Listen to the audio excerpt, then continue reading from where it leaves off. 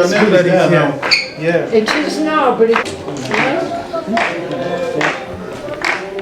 Okay, I have to go right on helping. I'm going right. The Samburu come.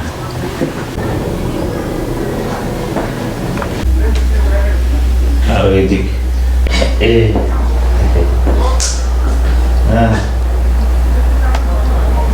Kayaknya gitu.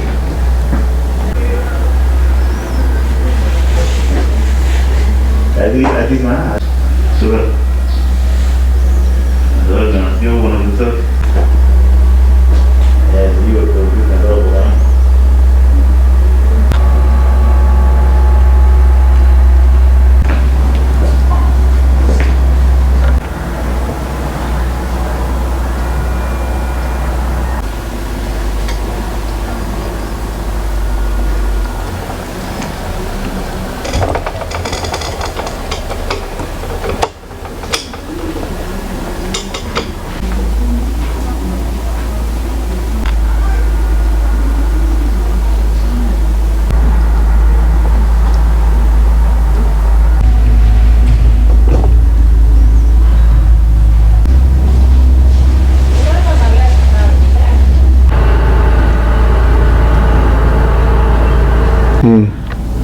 Kijana kutahirishwa ukioa unafanya hivyo.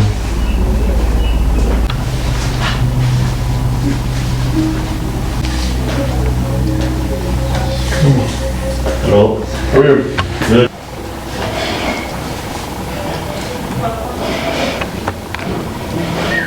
Okay.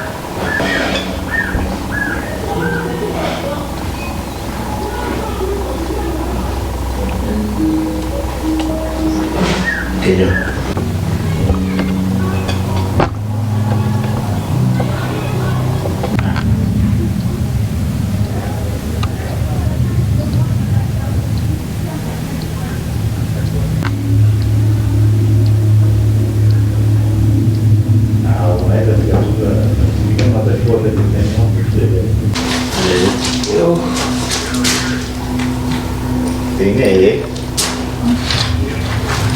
ada.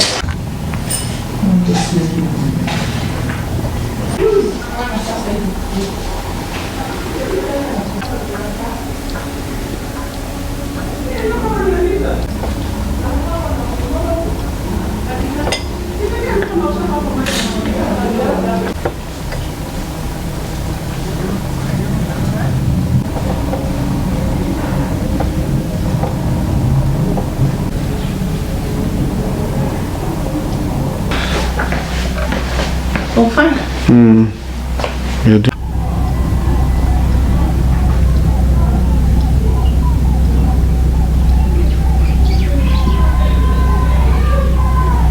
So the interview was different. Even then.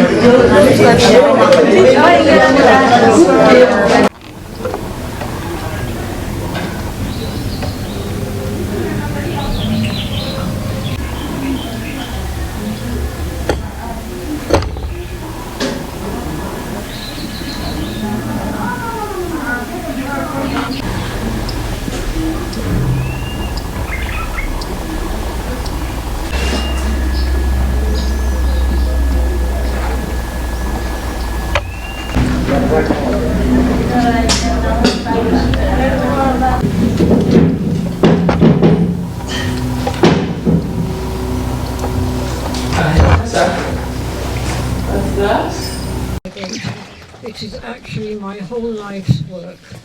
So thank you everyone for making it possible.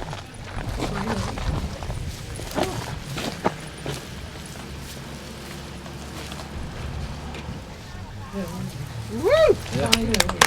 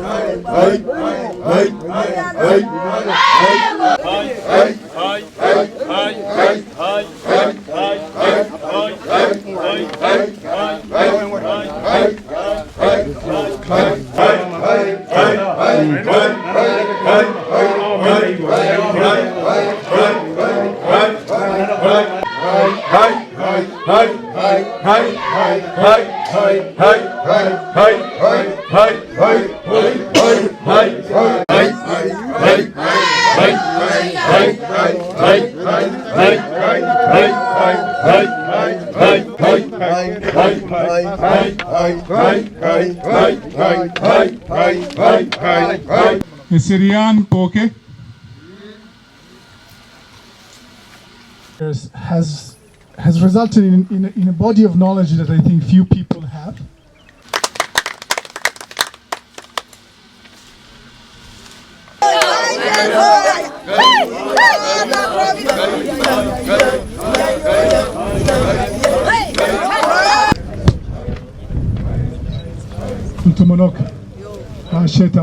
Be special each and every time, and I think this is. And I thought that would be perfect. It came from finally came here and set up the museum. Now I wish I could say that I finished it in June last year. Closer, go closer. You done? Can I go closer?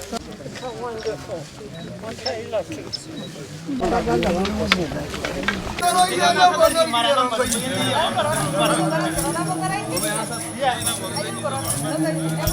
Ya mguu ya gari ni karusa kamuja zoea. Lakini ni smart Hii inapita tu. Tena hii very few ambao Nenda hapa kwa.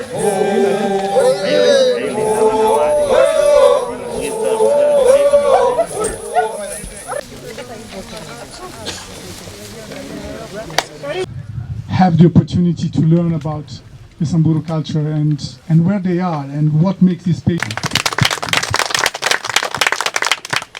So again, Rodia, thank you very much. So my name is Rodia Mann. I was born in Kenya at Athi River. And when I was 9, my parents took me to Maralal, to a Samburu Manyata.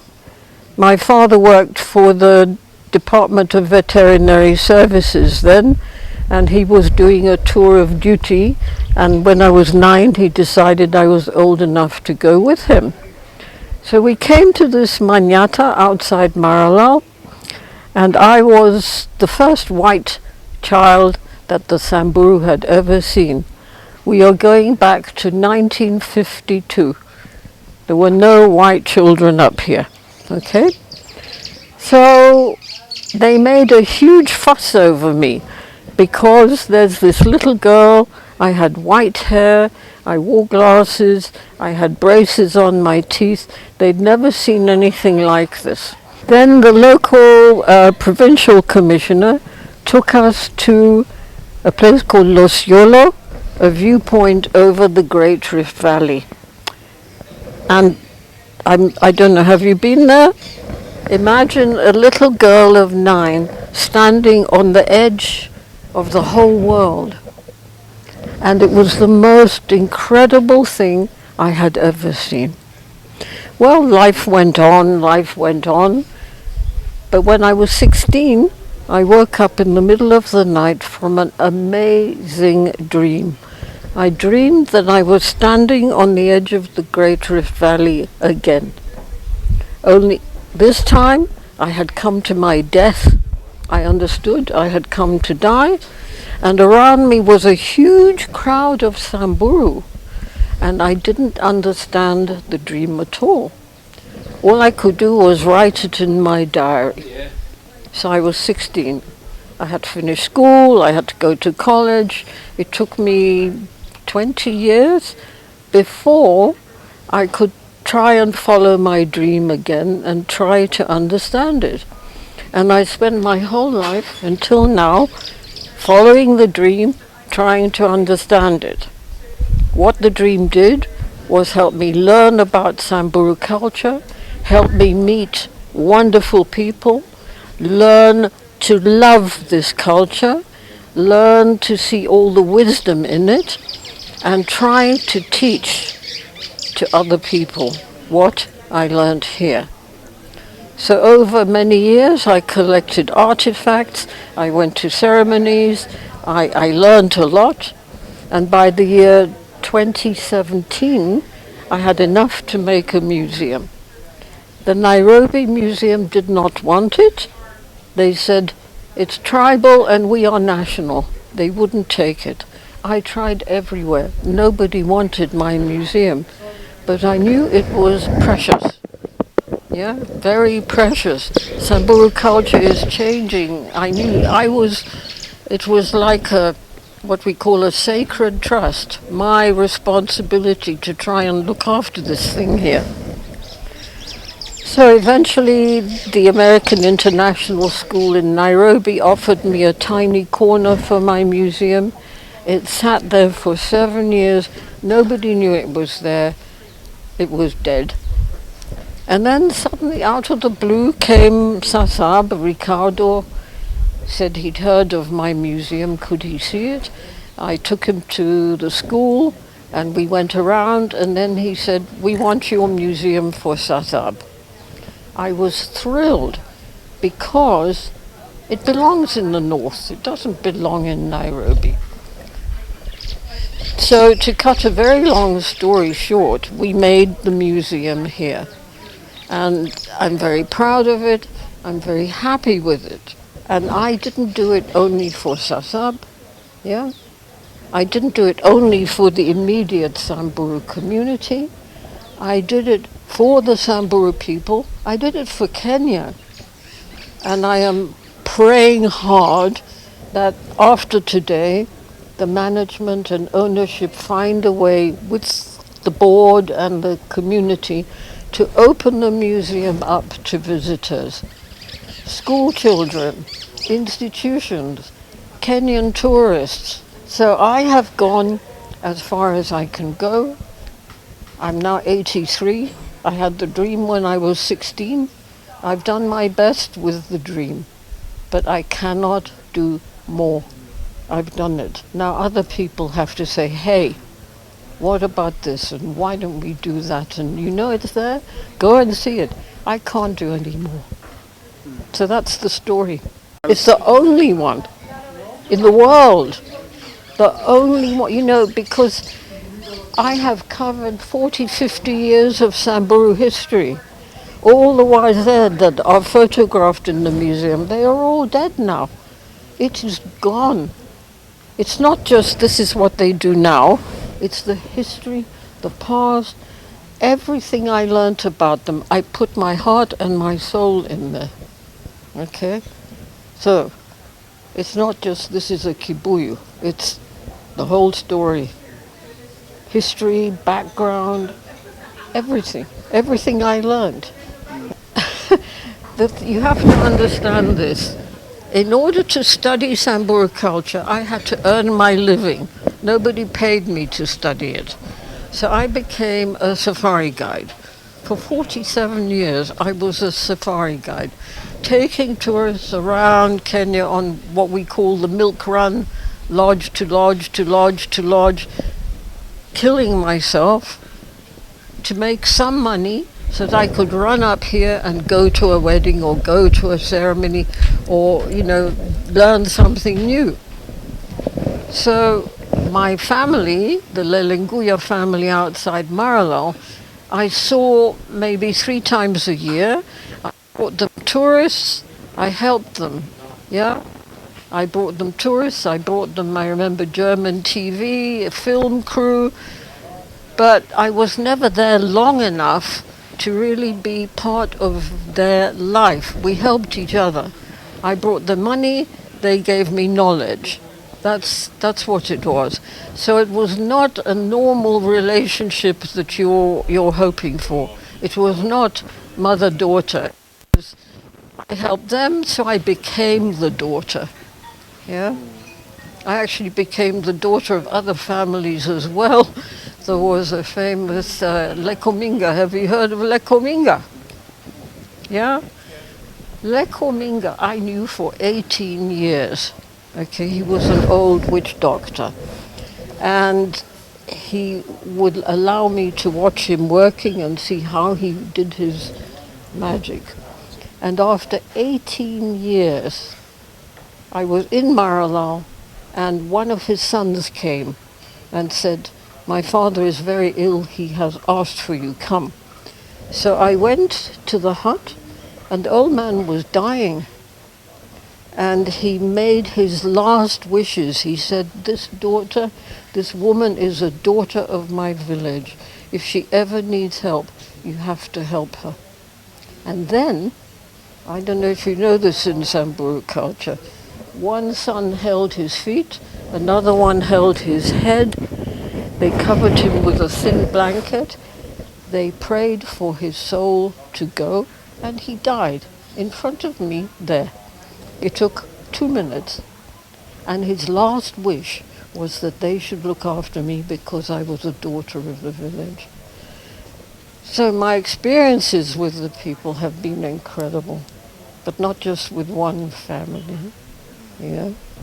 What does this day mean to you? Oh, relief that finally my museum is recognized, finally my name is on it, because it took 18 months to get my name put on it, okay? So huge relief. The feeling that my work is done. But there is also sadness because I'm not well enough to come again. I've finished. My physical safari days are over. So today is my last safari, and that hurts because my whole life was safari from the age of 9. But everything has to finish, and today I'm sad. I mean, I don't know if you saw, I was crying there, and I didn't think I would feel it so deeply. As soon as those women started singing, it just went, oh, I thought, you know, I've heard them sing 100 times. I've seen the warriors dance 100 times. It's just the last one. It was very sad for me. But I've done my job, yeah? I've followed my dream as far as I can. Mimi naitwa Thomas Leletur, ni opinion leader ya hii area. Na mimi nashukuru hii mama ambaye amelete hii ceremony ambayo tulipata leo ya kutukumbusha ya kwamba lazima tushike kimila yetu, sababu mimi naona ya kwamba tayari kimila inaenda kufifia, na ni kimila ndio uhai ya kila kabila. Hakuna kabila asio na kimila yao, na sisi tuko kimila yetu, na lazima tuhifadhi hiyo kimila. Pia na washukuru wale ambao wanakuja kutusupport ili tufaidike na hiyo kimila yetu. na tena tujulishe vijana wetu ya kwamba wasitupe hiyo kimila yetu, sababu tunaona kama inaenda kufifia, lakini lazima tushike, tuongeleshe hawa, wasikishe hawa, tuwaonyeshe hawa ya kwamba kimila ni nguzo muhimu sana, kwa sababu sisi wa Samburu hatuna faida ingine tunaye isipokuwa wanyama ya msituni na kimila yetu, na ndio wale ambayo wanakuja kuungana na sisi wanakuja kuonyesha hiyo kimila, na tunakula kwa hiyo kimila, na tunaishi na hiyo kwa hiyo kimila. Wageni wanakuja tu kujua ya kwamba tunaenda huko kuona kimila, na wanaenda huko kuona wanyama.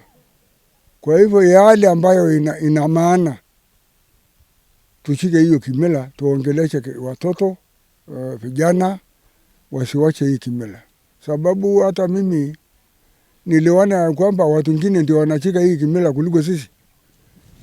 Nimeenda juzi Nairobi kwa Kindiki, nikakuta kabila ingine wanafaa hii nini. Kwa hivyo si hawa wanaenda kuuza hii kimila. Saa hii huyo mtu akiulizwa ya kwamba wewe ni kimila yako ni gani, ataweza kusema hii yetu? Hakuna. Kwa hivyo yale ambayo kila mtu anakumbuka, sisi tunaelewa tulikuwa wapi na saa hii tunakuja kuwa wapi, na kesho tutakuwa wapi. Kwa hivyo tunaona inataka kudidimia. Faida tunapata ni mingi. Ile ya kwanza, wasee wako na faida, sababu kazi yao ni baraka, kuwabariki wale wadogo wawe. Ya pili, culture ni kitu ambayo wamejua ya kwamba ina maana, na ina maana kiasi ambayo ni nyingi sana. Kwa sababu kwa kimila hata mvua ikikoma kunyesha, kina mama wanaenda kuimba kwa river kama hii, na mvua inanyesha. Wasee wanaenda kuomba, mvua inanyesha. Ya pili, tulikuwa hatuna madawa. Kuna madawa nyingi ambayo ya miti ya kwetu mingi. Hata saa ingine Nairobi University wanakujanga hapa kuwauliza sisi, kwa hoji ile mamiti ambayo iko hapa, na wameona ya kwamba iko faida sana. Wameenda kufanya research na wakaona iko faida sana. Kwa hivyo kuna faida nyingi kwa hii area yetu. Kama tunatumia culture ni hivyo. Kuna miti warani wakienda kukula ng'ombe ama mbuzi, wanakunywa hiyo miti, wanakuwa na afya. Mama akizaa, kuna miti ambayo analetwa akule na akunywe na supu na inakuwa. Although iko faida mingi sana.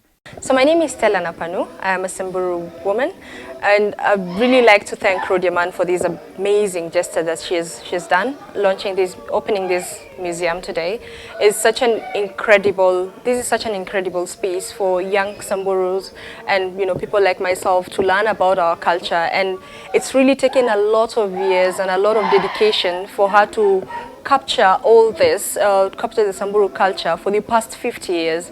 And if you really look at the current situation of things, you'll find that there is a lot of modernization and we are slowly losing our culture.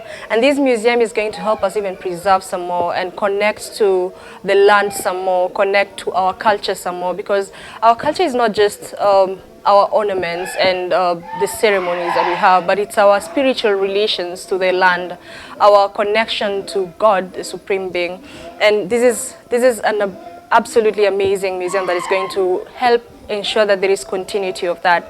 And if you look at even from global conversations, I'll speak on the climate change space, because that's the space I'm in. We're slowly moving towards ensuring that traditional knowledge is captured into climate policies and climate action, because it has seen that it is critical to ensure that indigenous knowledge is embedded into all climate action legislations and all climate action policies, because we have the solutions. Indigenous peoples have always had the solutions, and these solutions come from our cultures and our relations to the waters, our relation to the mountains, our relation to the rangelands. We know how to manage these rangelands. We follow the stars. Our elders have always followed the stars, and Rhodia has beautifully captured all this essence of our culture. And we really hope that the community, the Samburu people, will come and engage with this museum. We hope that the children will come and be part of this museum and connect with the work that Rhodia has done, connect with our ancestors through this museum. And not just the Samburu community, but also inviting other Kenyans to get to learn about the Samburu culture, to get to learn about how our people have preserved this, have been able to preserve this culture that is slowly eroding now. And yeah, so I'm very hopeful that this culture is going to be preserved longer, thanks to this museum and thanks to Rhodia Man. And I think what we can learn from this museum is the importance of that connection.